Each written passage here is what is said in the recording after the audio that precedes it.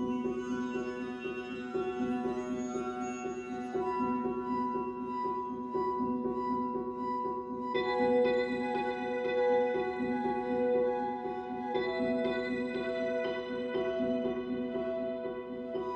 je suis rentré à la Bouitte en 96 après un manque de résultats en compétition en biathlon. Mon père m'a gentiment dit allez, viens nous aider, et j'ai commencé par faire une crème anglaise parce qu'en pâtisserie ils avaient besoin de petites mains en pâtisserie, et je suis jamais reparti.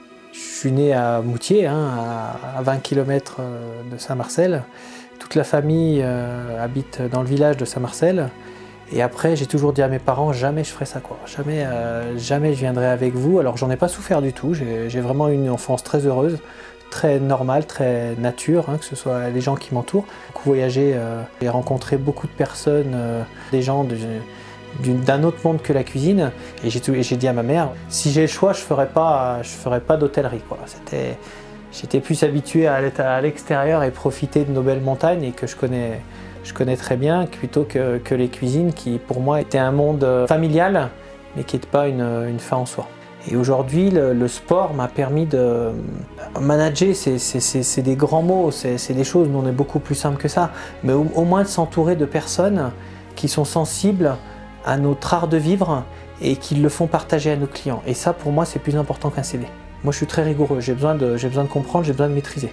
Une fiche recette, moi, même si c'est la fameuse escalope foie gras que mon père a inventée en 80, quand je suis rentré en cuisine, j'avais besoin de savoir combien il fallait de farine, combien il fallait d'œufs et combien de temps il fallait les cuire.